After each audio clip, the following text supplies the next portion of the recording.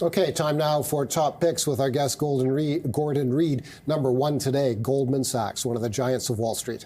Yes, it's a new entrant to our U.S. large cap portfolio. I mentioned earlier in the show that we had trimmed our Apple position. Excuse me. We also trimmed J.P. Morgan in the financial space and used the proceeds to buy into Goldman Sachs.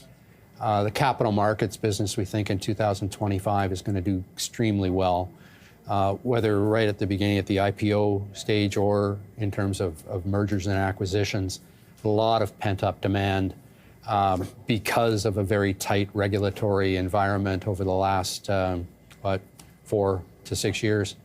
And that's changing under the Trump administration.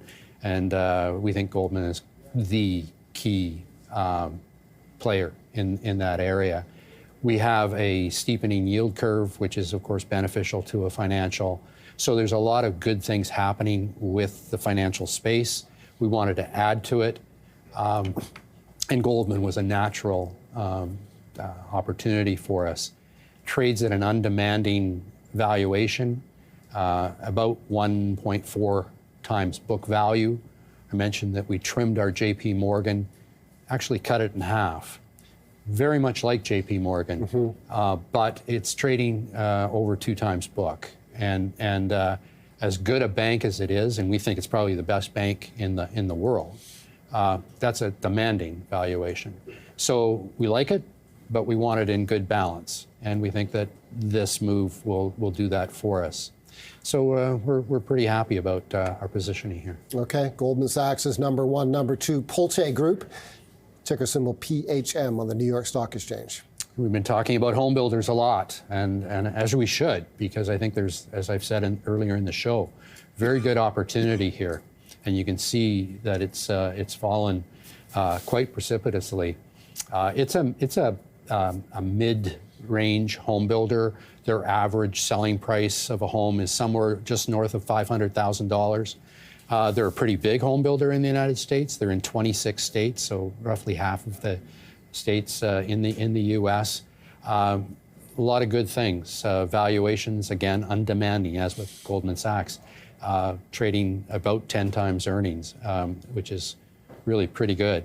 And we don't think that the spread between the lower end of the market as defined, say, by the 2-year bond and 30-year mortgages will be quite as steep going forward. We think the mortgage market some of the heat will come off that, and we'll start to see the spread start to narrow a little bit.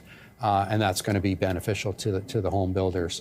There's a lot of margin opportunity within the home builders to create incentives for people subsidizing some of their mortgage burden. So they'll find a way, and we think it's a good opportunity. So Pulte is a good opportunity. We own, I think, 5 home builders in our U.S. small cap portfolio, and we've mentioned 3 of them today: Lennar, Toll Brothers, and now Pulte. So good opportunity. Okay, number 3 on this day, Merck, one of the giants of the pharma sector, MRK in New York. Gordon? Yeah, Merck is a company, again, that's suffered somewhat from its highs. And I think that going into 2025, there's an opportunity in healthcare broadly. But of course, that's a big space. The drug makers in particular are faced with some burdens of patent cliff, big drugs coming off patent.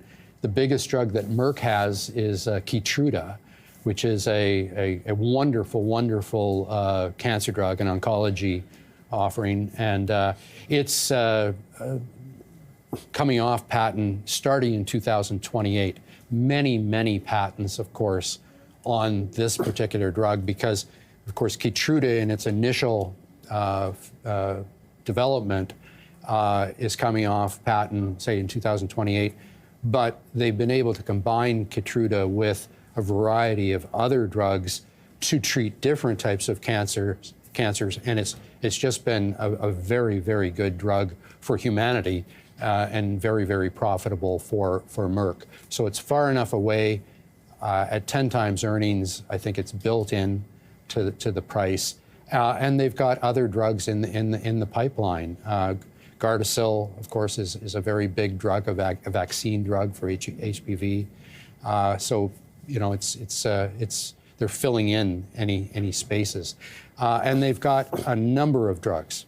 Well, I shouldn't say a number. They've got dozens of drugs in phase 2 and phase 3 development. Some of which we know just from history and the track record that Merck has will prove to be billion-dollar producers for this company in the late 2020s and into the 2030s. Gordon, thank you as always for being here. On behalf of our viewers, great to have you along as always. Thanks very much, Paul. Let's take a look at the markets before we turn things over to Mark Bunting and Trading Day here on BNN Bloomberg. There is a look at the S&P TSX Composite Index in break-even territory. It's been in modestly positive all morning long and early as the afternoon Eastern time. Let's go to crude oil. There is a look at crude. The rally in crude continues. There it is at $74. It's the February contract.